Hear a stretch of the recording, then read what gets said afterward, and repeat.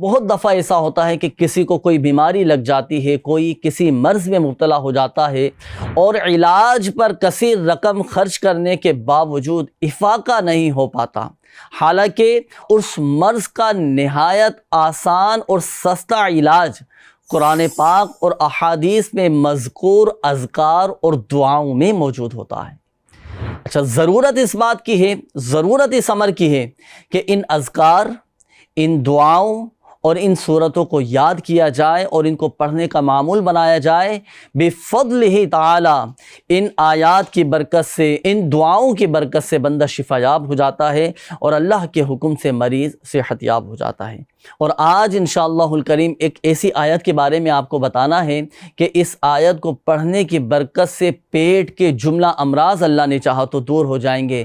بعض اوقات لوگوں کے پیٹ میں رسولیاں ہو جاتی ہیں، پیٹ کے مختلف امراض میں وہ مبتلا ہو جاتے ہیں، تو قرآن مجید فرقان حمید کی سورہ صافات، قرآن پاک کے 23ویں پارے میں سورہ صافات ہے، اور سورہ صافات کی یہ آیت بسم اللہ الرحمن الرحیم لا فیہا غول ولا ہم عنہا ینزفون، یہ آیت مبارکہ 3 مرتبہ پڑھ کر پانی پر دم کر کے اگر مریض کو پلا دیا جائے تو انشاءاللہ الکریم اللہ کی رحمت سے پیٹ کے جملہ امراض دور ہو جائیں گے، اور اگر پیٹ میں رسولیاں ہوئیں تو وہ رسولیاں بھی انشاءاللہ الکریم ختم ہو جائیں گی۔ پاک دعاؤں کی حفاظت کرنے والا ہے اور اللہ کی رضا کا باعث ہے اور اعمال کے لیے طہارت ہے۔ ایک اور حدیث پاک سنیے، میرے آقا علیہ الصلوۃ والسلام فرماتے ہیں الدعاء کلہ محجوب، ہر دعا حجاب میں رہتی ہے، حتی یکون اولہ ثناء علی اللہ عز وجل وصلاۃ علی النبی صلی اللہ علیہ وسلم، حتیٰ کہ اس کی ابتدا میں حمد الہی اور نبی کریم علیہ الصلوۃ والسلام پر درود بھیجا جائے، ثم یدعو فیستجاب لدعائہ، پھر دعا مانگے تو اس کی دعا قبول کی جائے گی۔ سبحان اللہ، آپ پتہ چلا کہ اللہ کی پہلے حمد ہو، پھر درود ہو، پھر دعا ہو، ڈائریکٹ مانگنا شروع نہ کریں۔ آپ نے دیکھا ہوگا دعوت اسلامی کے اجتماعات میں امیر اہل سنت کا بھی ایک انداز ہم نے دیکھا، الحمدللہ رب العالمین والصلاة والسلام علی سید الانبیاء والمرسلین۔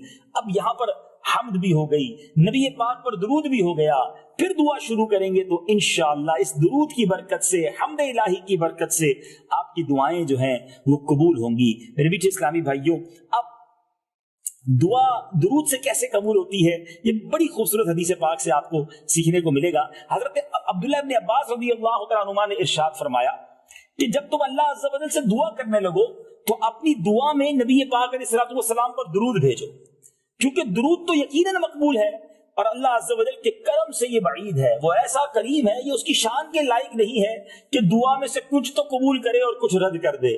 تم نے درود پڑھ لیا، درود قبولیت والی چیز ہے، تو اس کی برکت سے دعا بھی قبول ہو جائے گی۔ سبحان اللہ، سبحان اللہ۔ اب زندگی میں اپنا عمل پکا کر لیجئے کہ جب دعا مانگنی ہے اول آخر درود پڑھنا ہے، شروع میں حمد کرنا ہے، ہو سکے تو کچھ کثرت سے درود پاک پڑھ کر پھر دعا شروع کریں تو انشاءاللہ برکتیں ہی برکتیں ہوں گی۔ اب وقت ہوا ہے خوبصورت واقعات سننے کا۔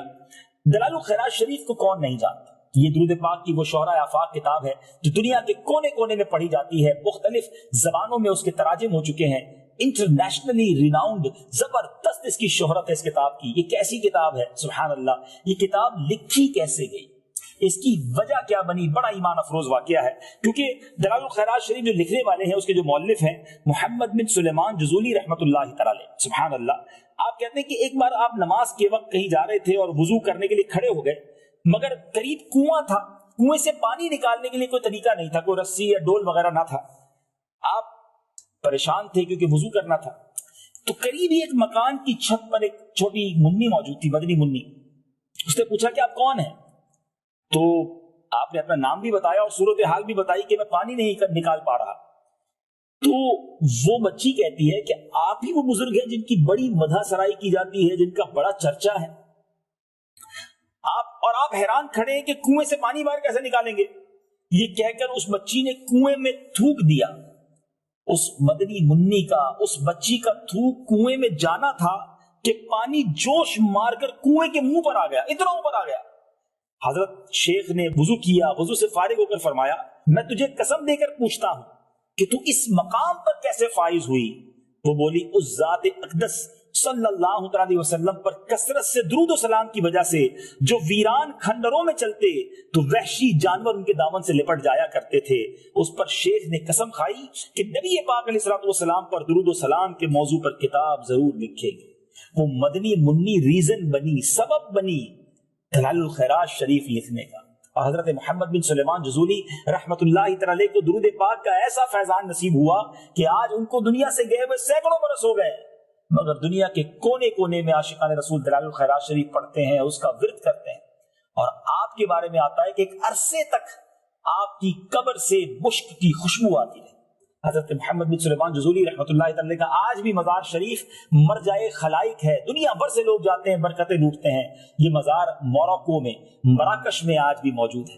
شاعر نے بڑی کمال کی بات کی ہے، میرا نام کرے گا روشن دو جگ میں نام تمہارا۔ یقین جانیے آج بھی دنیا میں دیکھ لیں، جن جن لوگوں نے نبی پاک کے چرچے کو بلند کرنے کی کوشش کی، اپنا حصہ ملانے کی کوشش کی، اللہ عز و جل نے انہیں عروج دیا، انہیں بڑا مقام دیا۔ شاعر لکھتے ہیں نا، ان کے جو غلام ہو گئے، ان کے جو غلام ہو گئے، وقت کے امام ہو گئے، نام لیوا ان کے جو ہوئے، ان کے اونچے نام ہو گئے۔